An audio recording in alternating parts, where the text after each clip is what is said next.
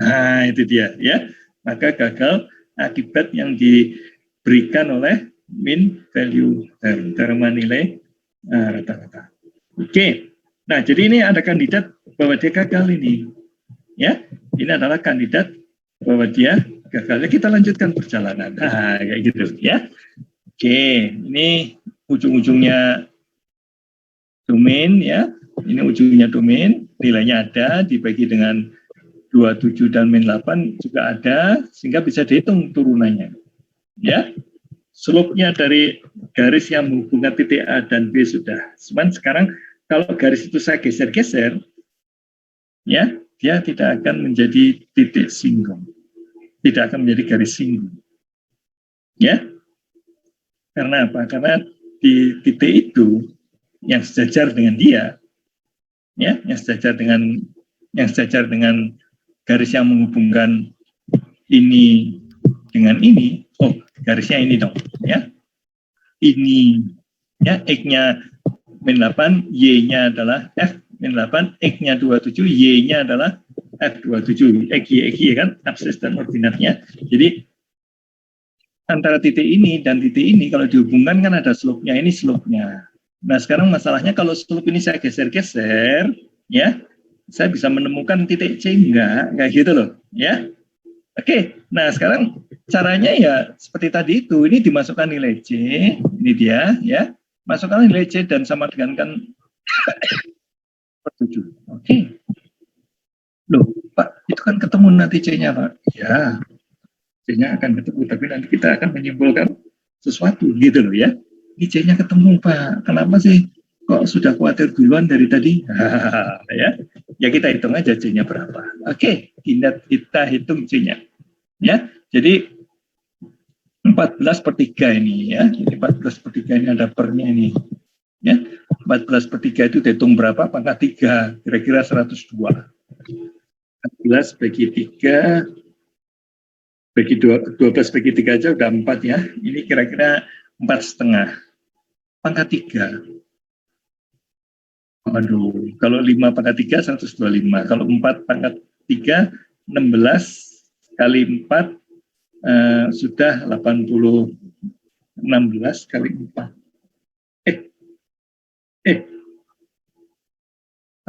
Iya 4. Kalau saya bicaranya antara 4 dan 5 ya.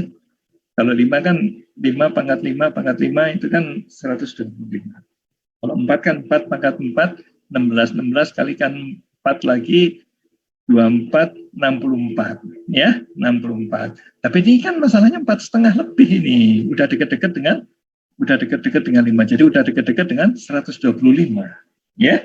Jadi kalau dihitung ternyata dengan kalkulator ya. Ya kalau kamu mau ini 4, berapa ini? 4,2/3, kamu pangkatkan 3.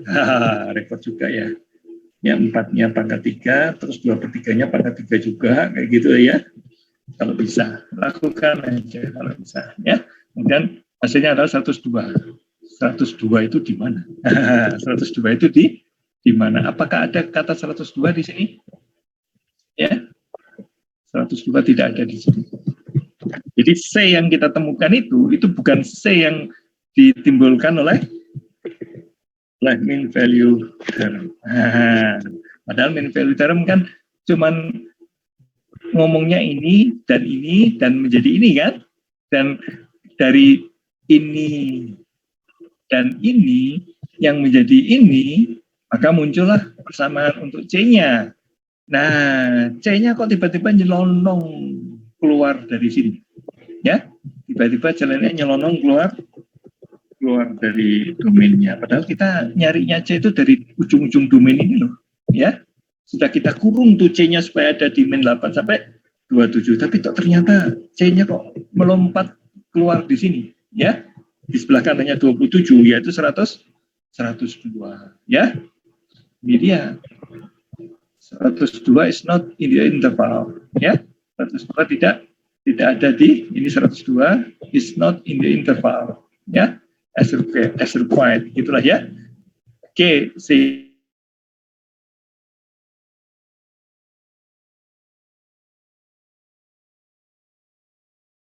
Nah, kalau sudah everywhere tidak differentiable, maka kita bisa paham kenapa ini kok bisa keluar dari selang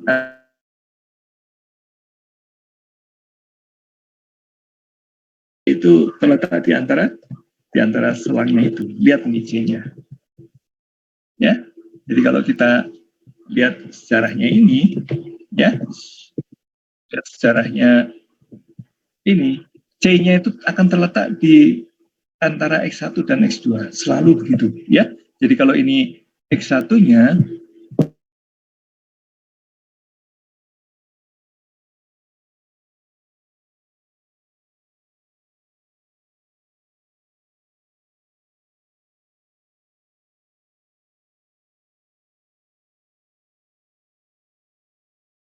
ada C ketiga masih di situ juga, ya.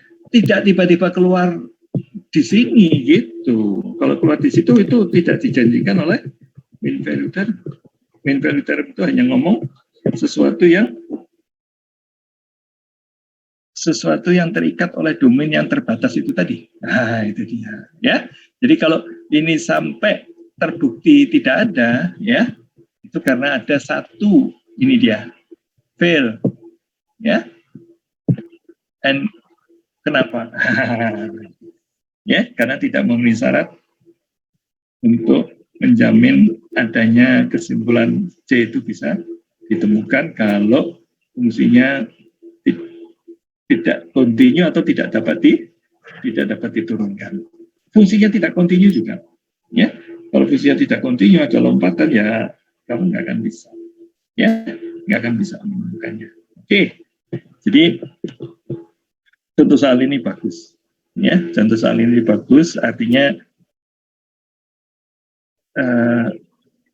kita dihadapkan oleh soal yang sifat-sifatnya harus kita cari sendiri. Nah, itu dia, ya. Ini dia, sifatnya harus kita cari sendiri. Ini kan bukan bagian dari yang diketahui ada di sini, kan? Tidak diketahui bahwa X itu tidak kontinu, tidak dapat diturunkan di X sama dengan 0, gitu kan? Nggak diketahui. Kamu cari sendiri. Nah, itu dia. Ya, jadi soal di ujian itu kadang tidak langsung to the point kamu akan mendapatkan jawabannya. Kamu akan menganalisis mana-mana dulu. Ya, ini dia yang dimaksud menganalisis soal itu kayak gitu. Ya, coba dianalisis dulu. Ya, sampai akhirnya dari analisis itu kita simpulkan, oh iya, memang fair saya pakainya. Ya, saya kebayang kalau ada soal kayak gini yang dikasihkan ke mahasiswa yang diajarkan kalkulusnya dengan menghafal rumus, itu kata fail saja sudah bingung ya. Apa fail ya? Nah, kayak gitu loh ya. Apa itu gagal? Ya, nah, karena mungkin dia dikasihkan soal-soalnya itu yang selalu ada C-nya gitu loh. Ya, karena fungsinya smooth, ya, continue dan differentiable, terus dikasih soalnya kayak gitu. Ya, jadi tidak biasa menghadapi soal yang isinya adalah analisis. Ya, coba lihat di sini itu yang dipentingkan itu bukan hasil akhir hitungan, coba ya, bukan hasil akhir hitungan, tapi adalah analisis. Hitungan, iya memang hitungan, dilakukan hitungan itu untuk menjawab ini, ya, untuk menjawab jawaban yang berupa kata-kata. Jadi jawabannya bukan berupa angka, ya, jawabnya adalah kata-kata yang kamu rangkai untuk bilang bahwa tidak akan kamu temui titik C di selang antara min 8 dan 27 dengan sifat-sifat seperti yang di mean value term itu, ya. Jadi kalau ada fungsi yang melalui titik ini dan melalui titik ini ditarik sebuah garis, maka akan ada slope-nya, dan slope-nya itu akan sama dengan slope garis singgung yang melalui titik C. Titik C, FC gitu kan ya. Nah, itu nggak ada kalau fungsinya tidak kontinu atau tidak dapat diturunkan. Nah, itu dia. Ya, jadi kalau ada fungsi tidak bisa diturunkan, maka kamu sudah punya ancang-ancang ini mean value term tidak perlu. Seperti itu. Ya, jadi fungsi yang tidak kontinu itu gimana? Misalkan ini Ini kita akan definisikan dari titik sini sampai titik sini, ya. Tapi di titik sini ada handicap, ya. Nah, di sini bolong. Nilainya mulai dari sini. Nah, ya, kalau begini, kalau ini kita tarik ini dari ujung ke ujung, ya. Kalau kita geser ke sana, itu mungkin nggak ketemu kemana-mana gitu loh, ya. Bisa jadi nggak ketemu garis singgung ya, garis singgung yang apa namanya, yang slope-nya sama. Seperti itu kira-kira, ya. Sehingga kalau sampai kamu menemukan fungsi yang itu, kamu curiga dulu, oh ini fungsi apa namanya, mean value termnya bisa tidak berlaku. Nah, oke. Ya, jadi waspada ya, waspada untuk menghadapi soal yang analisis. Jadi tujuannya itu bukan untuk sekedar mendapatkan angka, tapi angka yang bermakna. Angka yang bermakna itu gimana? Saya mendapatkan angka ini, ya, mendapatkan angka, tapi saya bisa memaknai angka itu. Kalau kamu nggak tahu mean value term, itu kamu nggak bisa memaknai 102 itu artinya apa ya, kayak gitu. Tapi kalau kamu tahu bahwa 102 itu is not in the interval as required. Siapa yang required? Yang required adalah mean value term. Mean value term itu menghendaki titik 102 itu ada di dalam selangmu. Ya, kalau tidak ada, maka tidak bisa. Oke, ya, ngerti ya? Jadi itulah dia tipikal soal ini. Tipikal soal yang analisis itu kayak gitu kira-kira. Itu yang membuat kamu nanti bisa berpikir dengan teliti. Ketika nanti kamu kerja kan kamu harus menguraikan, ya, apalagi sekarang ada data science kalau macam itu isinya itu mengaduk-aduk data supaya bermakna itu data itu, ya, seperti itu. Jadi sini juga kita latihan ini ngaduk-ngaduk angka supaya membawa makna. Ya kebetulan ini simple gitu kan ya. Nantinya kalau Anda berhubungan dengan data science ya datanya banyak, tidak simple. Oke. Sekarang saya akan lanjutkan dengan ini, sementara mean value term saya tinggal dulu lah ya. Saya akan masuk ke pemodelan, ya, yaitu ke minggu ke-7.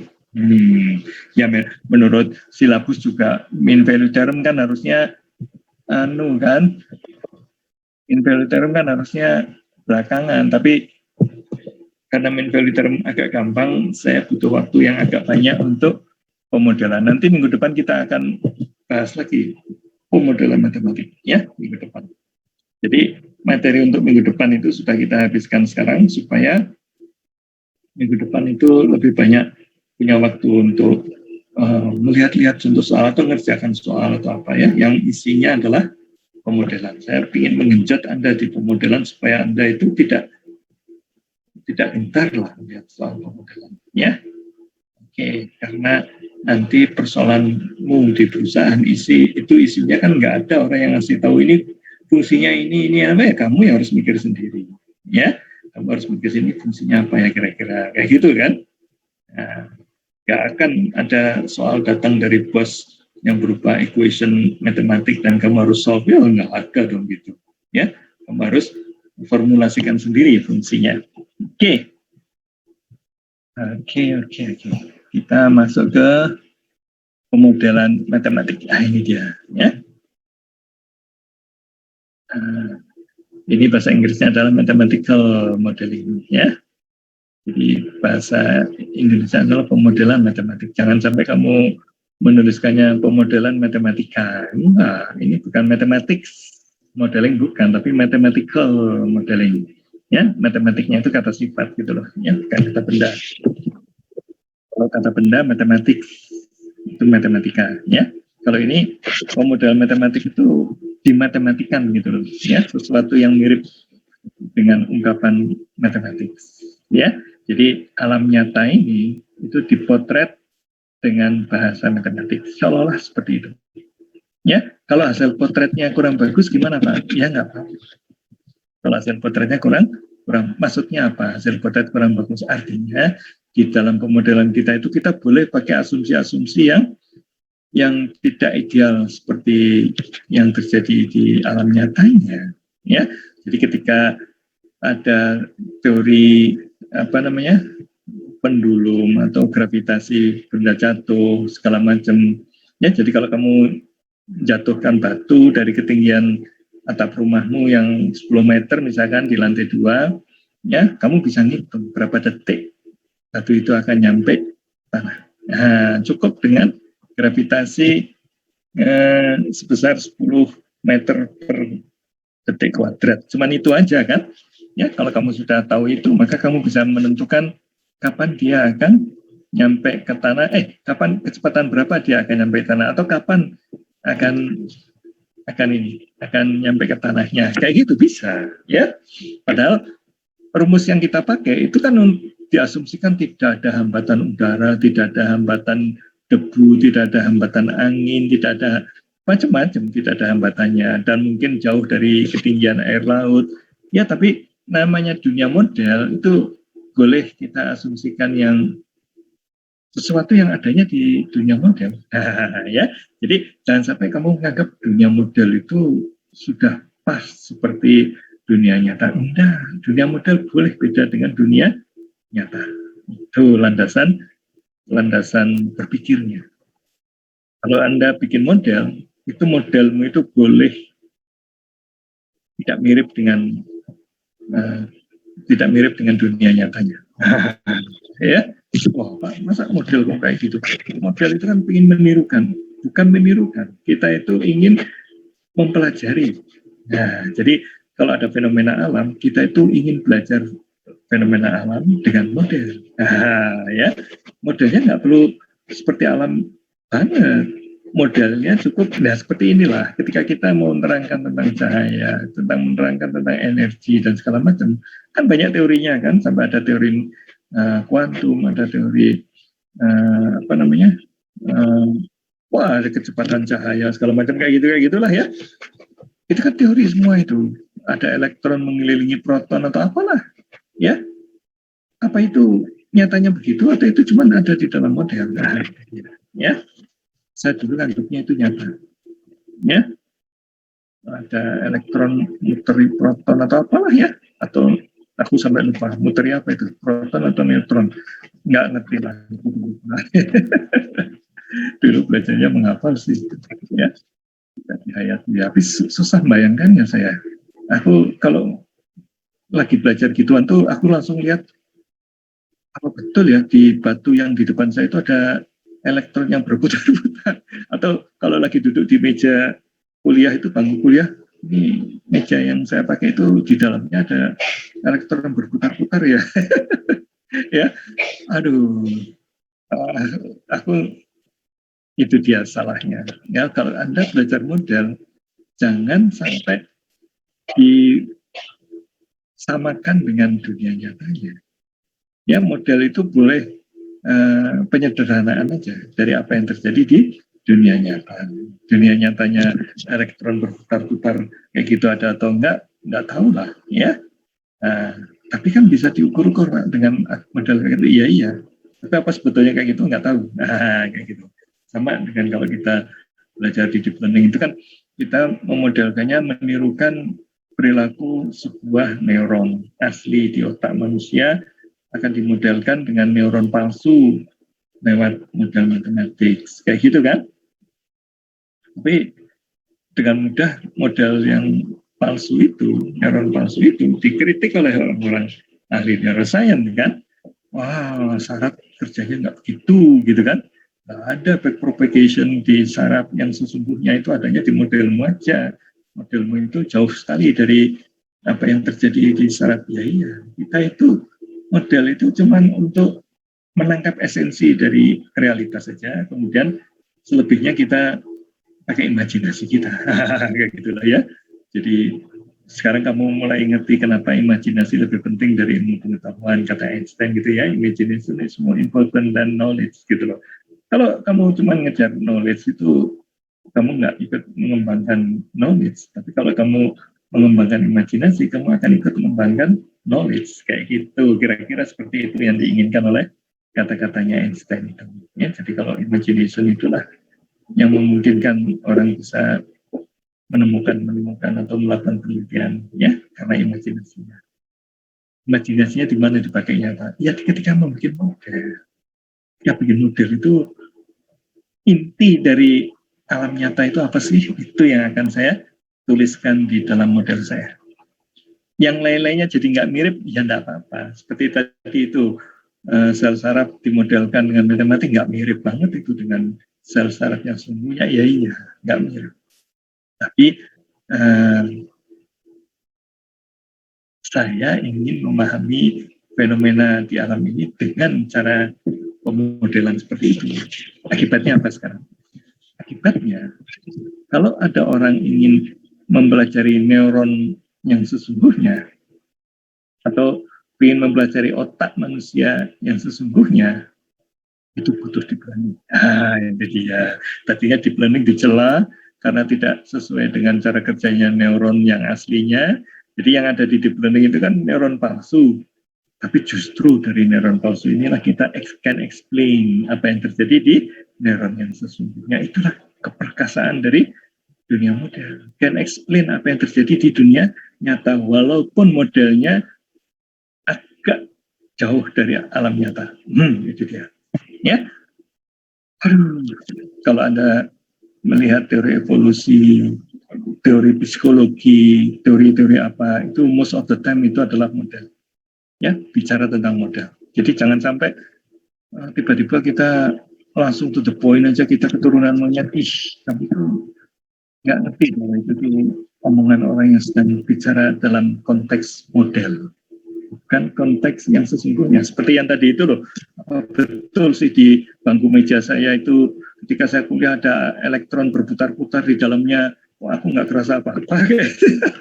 Kok nggak kerasa ada pergerakan apa-apa? Kalau berputar-putar kan akan kelihatan bangkunya gerak-gerak sendiri nanti. Aku membayangkan gitu. Karena itu, nggak ngerti lah aku. Aku salah memahami. Bahwa saya memahami model itu seperti memahami dunia nyata. Ya beda sekali. Jadi kalau mau memahami tentang fisika, maka dikonstruksikanlah model yang namanya pergerakan elektron tadi. Ada lagi model yang namanya paket energi atau kuantum. Ada lagi model yang ini semua model. Untuk apa model? Untuk explain dunia nyata.